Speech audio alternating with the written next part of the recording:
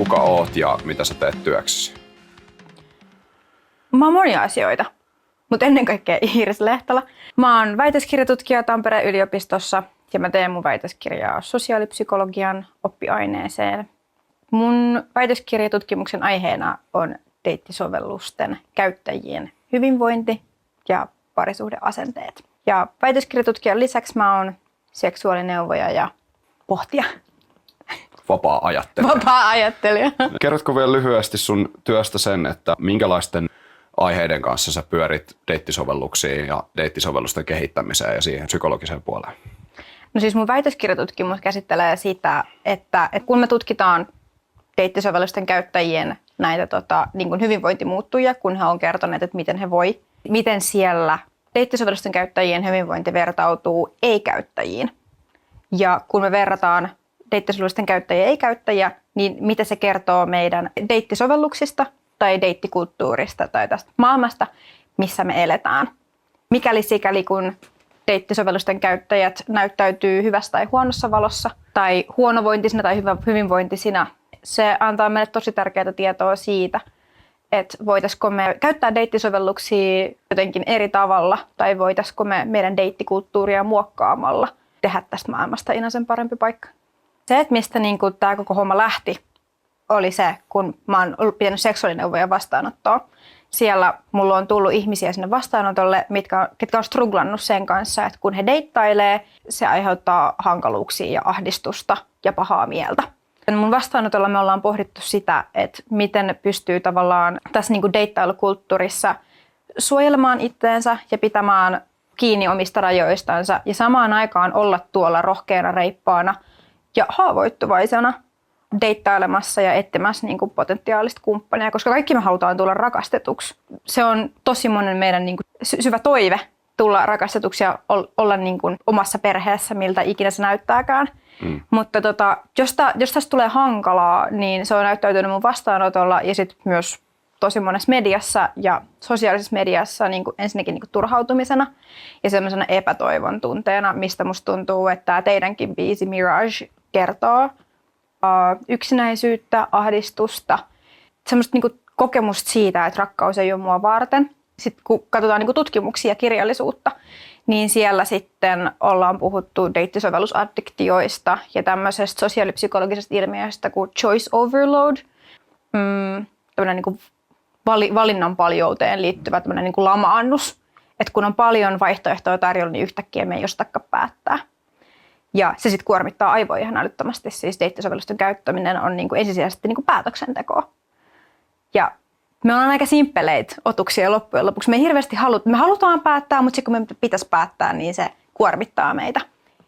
Mutta kun sä kävit nuo sanat läpi, niin löysit sä samankaltaisuuksia sun tutkimuksen kanssa? Kuinka tarkasti ne heijastaa sitä, mitä sä käyt läpi sun tutkimuksessa? Mun mielestä teidän biisi, niin se tosi hyvin kommunikoi sitä yleistä tunnetta just siitä, että rakastaminen ja rakkaus tuntuu kauhean kaukaiselta ja just siltä, että se ei ole itseä varten. Toihan on hirveän sydäntä särkevä kokemus jo itsessään ja musta tuntuu, että tämä biisi tosi hyvin tuo sen kokemuksen ilmi.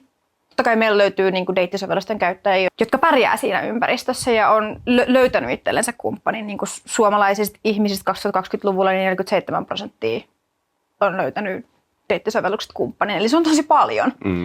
Siinä tilanteessa, kun se tuottaa pahaa mieltä ja semmoisen tunteen, että sä et riitä, niin siihen mun mielestä pitäisi kiinnittää tosi paljon enemmän huomioon. Miten sä näet ne ongelmat, että ihmisille saattaa olla hankala luoda niitä kontakteja ilman internettiä tai deittisovelluksia? Tämä on ehkä multa hot take ja semmoinen, mitä sä et ajattelisi, että deittisovellustutkija sanoo, mutta siis se, että ihmisillä on hankaluuksia tavata deittisovellusten kautta tai ylipäätänsä tavata ihmisiä ja luoda romanttisia suhteita, niin sehän ei ole siis uusi ilmiö. Rakastaminen ja kumppanin löytäminen on ollut aina ongelma. Siis meiltä löytyy tämmöisiä sydäntä riipaisevia rakkausnäytelmiä ja runoja ja lyriikoita 2000 vuoden takaa. Eli siis rakastamisen hankaluus on teemana, siis se on klassikko.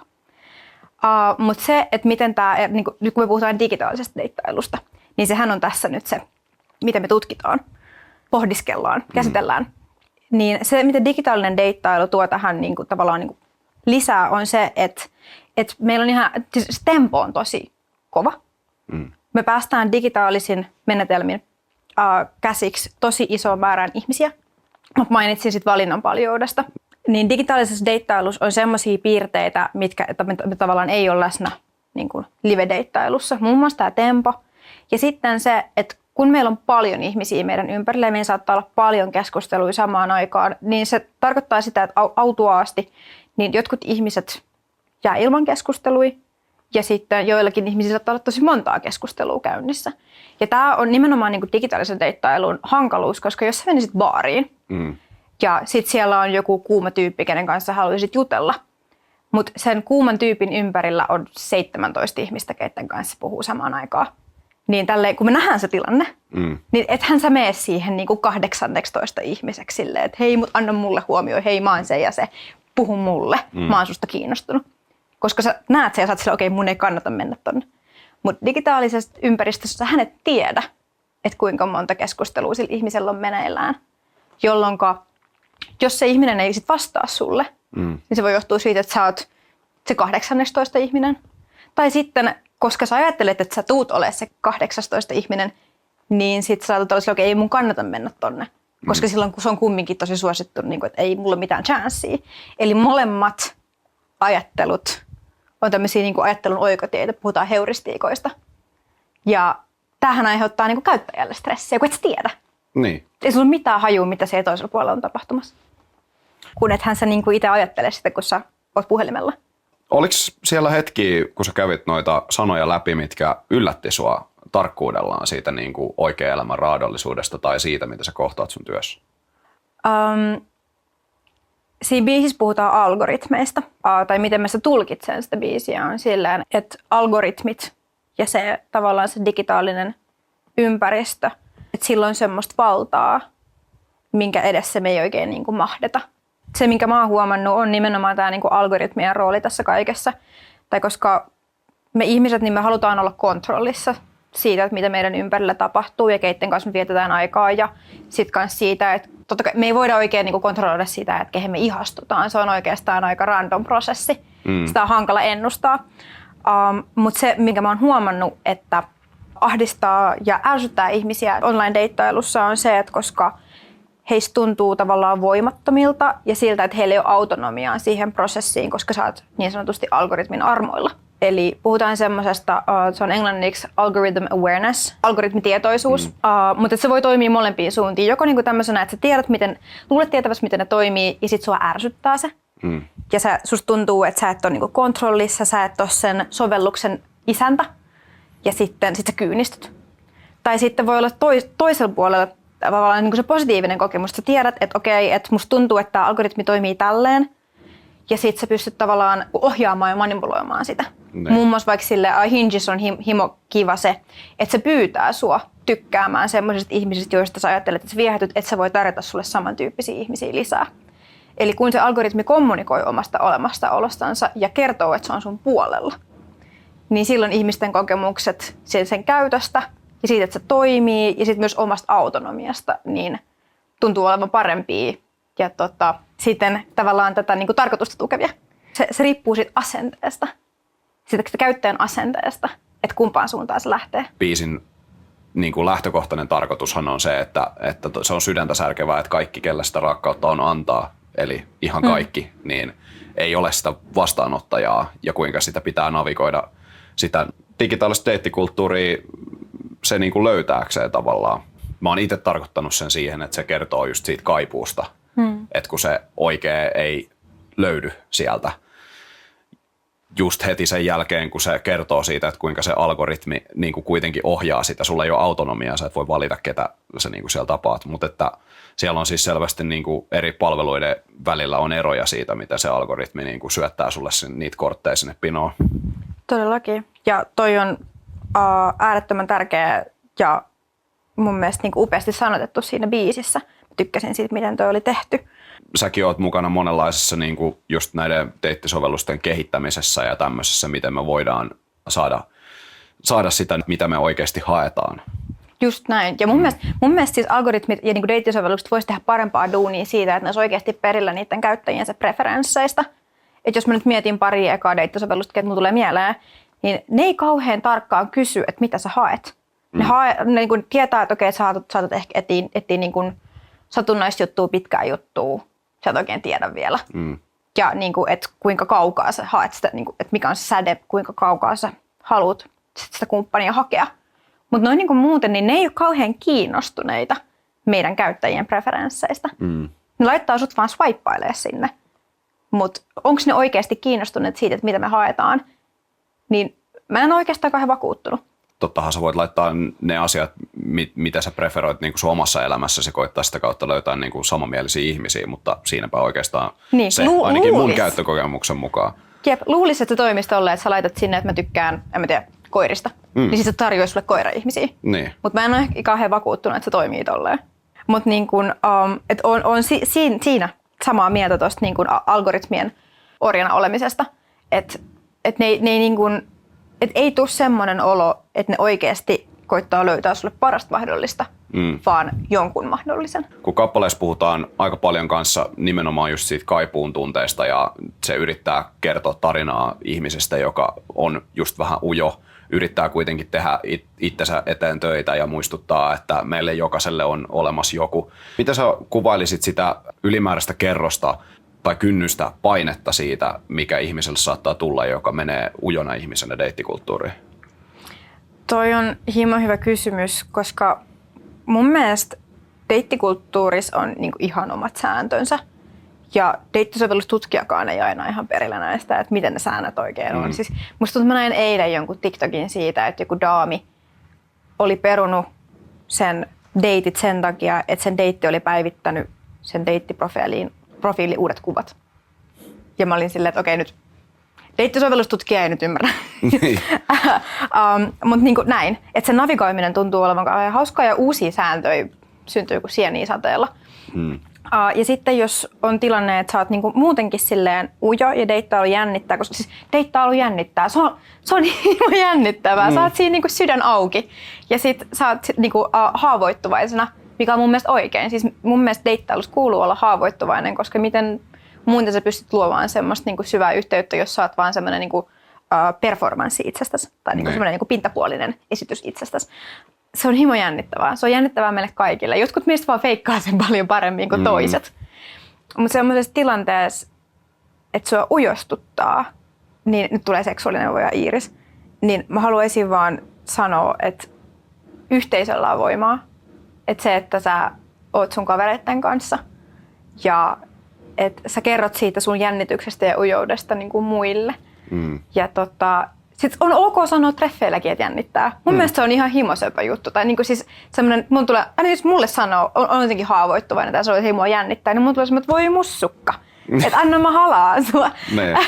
Että mun mielestä haavoittuvuudessa ja siitä, että kertoo, että ujostuttaa ja että ujostuttaa, niin siinä ei ole mitään vikaa. Päinvastoin se tekee susta vähän inhimillisemmän kuin moni muu. Tuleeko sulle niin kuin ammattilaisnäkökulmasta, tuleeko sulle paljon tämmöisiä ihmisiä vastaan, jotka voisi olla samanlaisia kuin tämä fiktiivinen Miragen päähenkilö?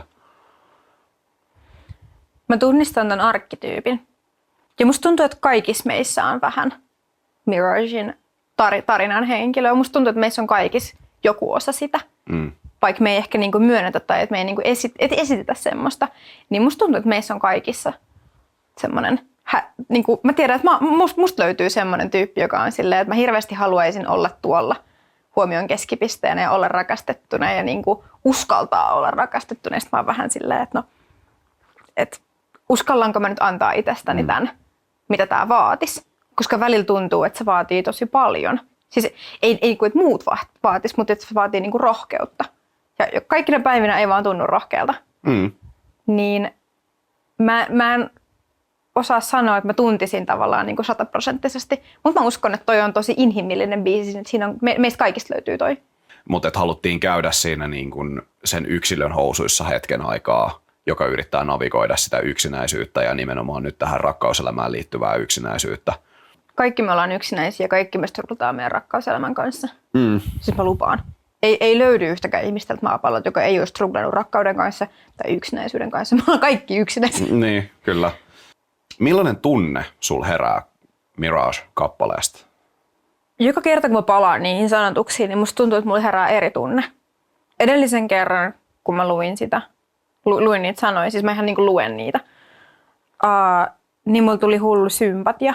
Semmoinen sympatia ja empatia, semmoinen, niin kuin mä sanoin, mä haluaisin halata. Mä haluaisin olla mussukka, että niin kuin, tuu tänne.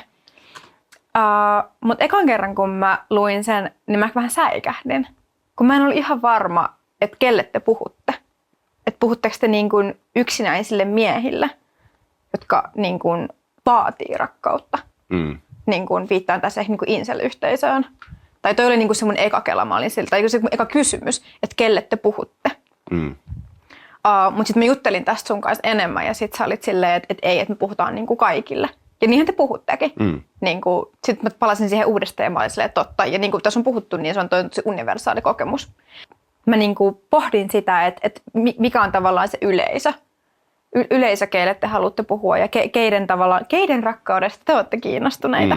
Mutta tässä on tullut selkeäksi se, että te olette kiinnostunut nimenomaan, niin kuin, tai välitätte kaikkien rakkauden kokemuksista ja kaikkien yksinäisyydestä. Ja niin kuin sanoit, niin tässä on niin kuin inklusiivinen ote tässä biisissä.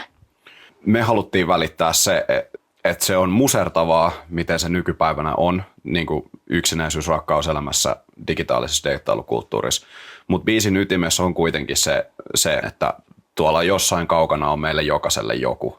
Huolimatta seksuaalisesta suuntautumisesta, sukupuolesta tai mistään, kuka oletkaan, mistä tuletkaan, niin ihan jokaisella pitäisi olla oikeus rakkauteen ja oikeus tulla rakastetuksi. Mutta mun mielestä tämä on niinku silleen ehkä inhorealistinen biisi. Käykö tää järkeä? Silleen, että sä puhut niinku totta. Ja sä puhut niin totta, että se niinku riipäsee. Tää ei ole niinku mikään maailman iloisin rakkausbiisi. Joo, ei se kuuluu ollakin semmoinen. Niin. Ja itse asiassa nyt puhuttiin tässä ennen nauhoitusta Helsingistä. Siitä, että kun sä tulet rautatieasemalle ja sit sä tuut semmoiseen hälinään ja yhtäkkiä sulla on älyttömästi ihmisiä sun ympärillä. Siis sulla on niin kuin 100 000 ihmistä sun eessä ja kaikilla on hirveä kiire. Ja sille, että siis on ihmisiä ja sä oot niiden ympäröimänä ja kaikki on läsnä. Tai on paikalla, mutta ei läsnä. Ja niin kuin, onko mitään yksinäisempää paikkaa kuin Helsingin rautatieasema edusta? Ja Tinder. Et mun mielestä tässä on niinku selkeä paralleeli siihen, että sä voit olla, sulla voi olla niinku pääsy ja mahdollisuus puhua ziljardien ihmisten kanssa siinä Helsingin päärautatieaseman edessä. Mutta silti susta tuntuu tosi yksinäiseltä. Että sulla on mahdollisuus, mutta se ei resonoi. Niin mun mielestä tämä on jotenkin tosi hyvä metafora tähän Tinder, tai siis online-deittailukysymykseen kanssa. Ehkä tähän niin ihan loppuun vielä, niin minkälaiset terveiset sä haluaisit lähettää ihmiselle siitä, että minkälainen kappale Mirage on? Mirage on semmoinen biisi, että siitä löytää tosi helposti tavallaan yhtymäkohtia omaan elämään. Että se on, no siis biisin nimi on Heijastus, niin sä pystyt heijastamaan omaa itseäsi siitä biisistä tosi helposti. Niin kun, mä uskon, että kaikki me löydetään yhtymäkohta siihen tavalla tai toisella. Se biisi on mun mielestä tosi hyvä itsereflektion työkalu. Mutta se on semmoinen, että jos on joskus niin kun yksinäinen olo tai semmoinen toivoton olo, että ei löydä rakkautta ja haluaisi hirveästi rakkautta, mutta ei löydä sitä, niin sit on Mirage-biisi. Ja se kertoo siitä, että joku muu on ajatellut ihan samaa asiaa joskus. Eli sä et ole yksin sen ajatuksen kanssa.